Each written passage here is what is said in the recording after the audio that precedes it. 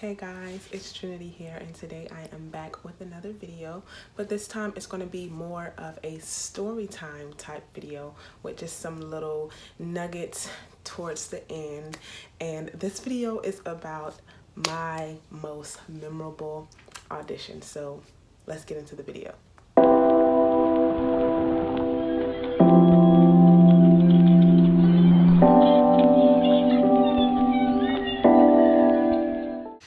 Auditioning for the Alvin Ailey American Dance Theater.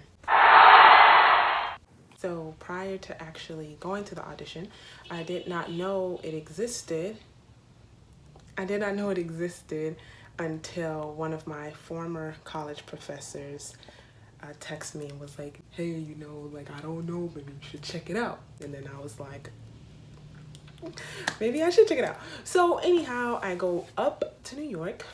And y'all, the night of, I honestly feel like the second I actually got into the hotel, I was like, bruh, I didn't have my headshot on my resume because I left it back home. And I was just like, really?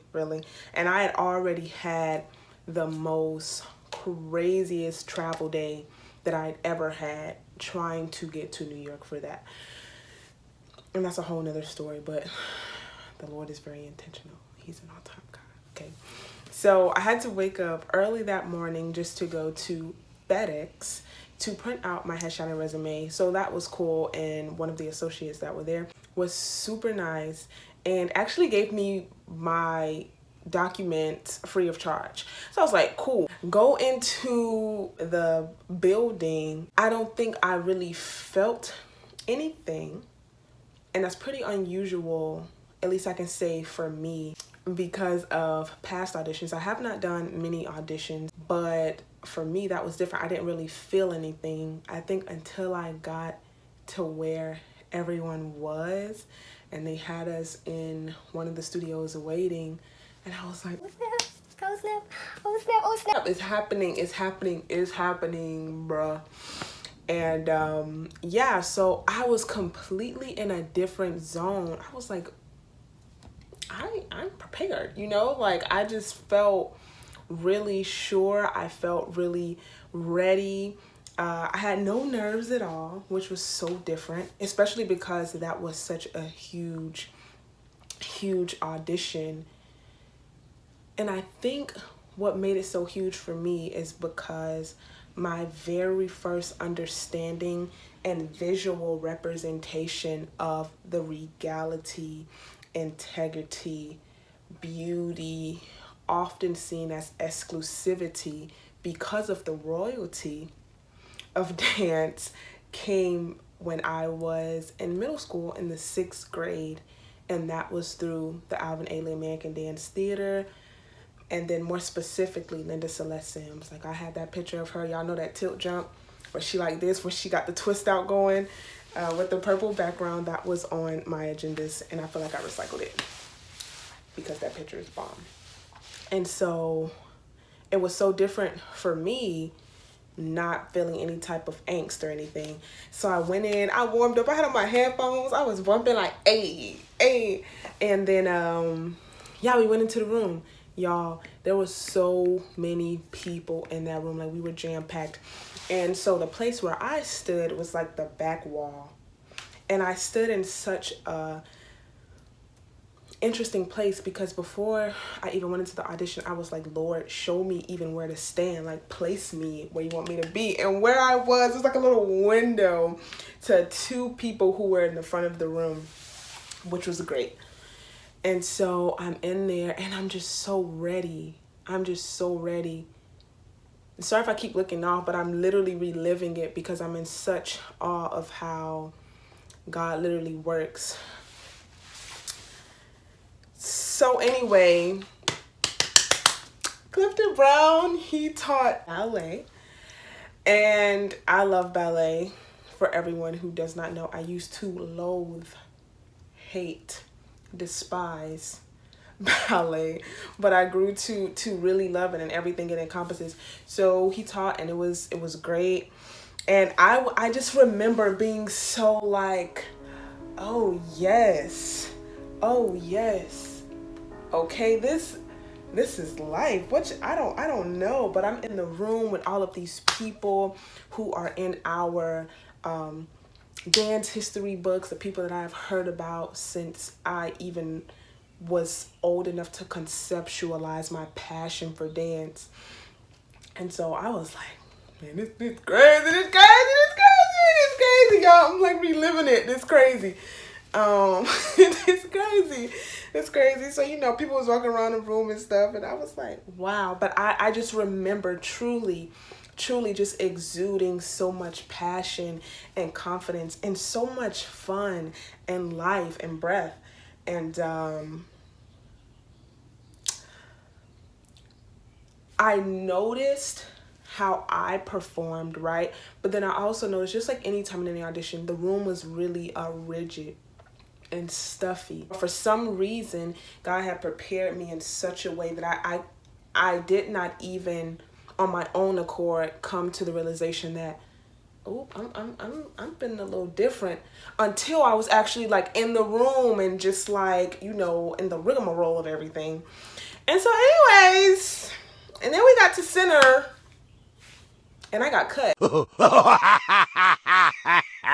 I was like, I think y'all forgot to call my number. They called my number? Excuse me, I was in the bathroom when you had called number, so maybe I ain't go to the bathroom. I was confusion, y'all, because I knew I had done a great job, right? And I think some of this can kind of spill into the last video that I did. I will say this, there are many reasons why we will get an offer to receive a job or not be given an offer for a job, right? But in this case, I'm just going to keep it how I felt God wanted me to share it. I left that room still confuzzled, okay?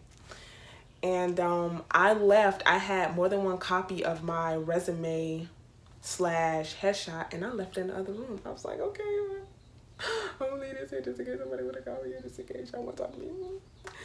So I left it and I went to Starbucks, and I was, I was downtrodden. Like, I was a little sad, and I called my daddy, and my dad was telling me that all the night before that the Lord just kept putting me on his mind and had him to pray for me. And he told me in so many words that, this was not in vain. You being there, you going into that room, you going to that audition was not in vain. Okay, I know some people like, oh, it's not a bad if you went to an audition and you got cut. But let me tell you, this can also, mix into the last video.